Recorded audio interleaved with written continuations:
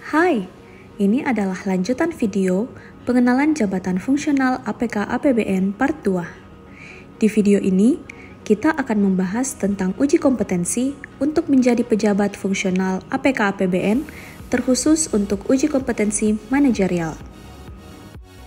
Pada ujian kompetensi jabatan fungsional APK APBN, terdapat 3 mata uji yang akan dilalui oleh peserta.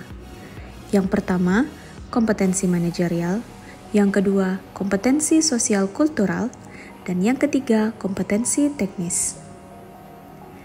Jika peserta uji kompetensi telah memiliki sertifikat kompetensi teknis sesuai penugasannya, maka uji kompetensi hanya meliputi kompetensi manajerial dan sosial kultural. Misal, seorang pegawai selama ini telah menjadi pejabat pembuat komitmen atau PPK di Satkernya dan telah memiliki sertifikat kompetensi sebagai PPK, maka ia hanya akan diminta untuk mengerjakan uji kompetensi manajerial dan sosial kultural. Sama halnya dengan pejabat penanda tangan surat perintah membayar atau PPSPM. Jika ia telah memiliki sertifikat kompetensi yang masih berlaku, maka cukup ia mengikuti 2 mata uji selain uji kompetensi teknis.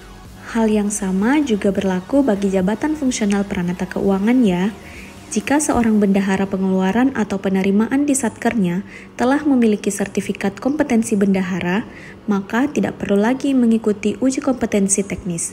Yang dikerjakan cukup hanya uji kompetensi manajerial dan uji kompetensi sosial kultural. Nah, untuk kompetensi manajerial, ada 8 subkompetensi yang harus dimiliki oleh seorang pejabat fungsional APK APBN, yaitu integritas, kerjasama, komunikasi, orientasi pada hasil, pelayanan publik, pengembangan diri dan orang lain, mengelola perubahan, dan pengambilan keputusan. Namun, seperti yang telah kita bahas sebelumnya, bahwa terdapat 3 jenjang jabatan untuk analis pengelolaan keuangan APBN, yakni ahli pertama, ahli muda, dan ahli madya, maka tentu level kompetensinya juga akan berbeda. Dalam tabel level kompetensi, APK APBN ahli pertama berada di level 2, APK APBN ahli muda berada di level 3, dan APK APBN ahli madya berada di level 4. Untuk subkompetensi integritas, terdapat 3 indikator kompetensi yang dimiliki oleh seorang pejabat fungsional APK APBN. Teman-teman bisa melihat sendiri perbedaannya di tabel berikut ini.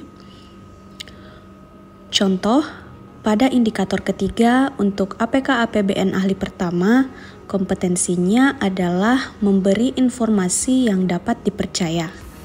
Sedangkan untuk level APK APBN ahli muda, kompetensinya adalah memonitoring dan mengevaluasi penerapan sikap integritas. Sementara untuk APK APBN ahli madya, kompetensinya adalah memberi koreksi atau menindaki perilaku yang menyimpang dalam penerapan sikap integritas. Misalnya, dalam soal nanti diberikan kondisi tentang penyampaian informasi keuangan yang ada pada unit kerja atau organisasi teman-teman. Nah, teman-teman ini posisinya mendaftar untuk jabatan APK APBN ahli pertama. Berarti, teman-teman akan memilih jawaban seolah-olah kalian adalah eksekutor yang memberikan informasi keuangan yang valid dan andal. Jangan memilih jawaban tentang monitoring dan evaluasi, karena itu adalah kompetensi untuk APK APBN ahli muda. Apalagi jika teman-teman memilih jawaban terkait pemberian sanksi atas penyimpangan, seperti pemberian informasi yang tidak dapat dipertanggungjawabkan, karena itu merupakan kompetensi untuk APK APBN ahli madya. Jadi, pilihlah jawaban yang sesuai dengan jenjang jabatan teman-teman. Jangan sampai tertukar ya. Nah, kita lihat lagi untuk subkompetensi kerjasama. Seperti integritas tadi, subkompetensi ini juga memiliki 3 indikator. Ya, teman-teman bisa baca sendiri ya di tabelnya.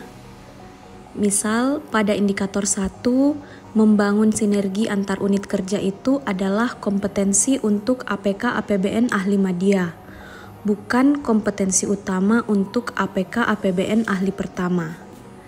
Bagi APK APBN ahli pertama, kompetensi utamanya adalah bertanggung jawab atas tugas yang diberikan untuk dirinya dan bersedia membantu orang lain dalam satu tim ketika menemukan kendala.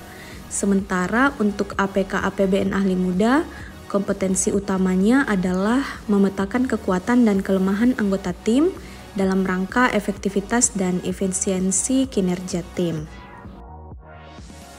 Pada subkompetensi komunikasi, bisa kita lihat juga terdapat 3 indikator kompetensi.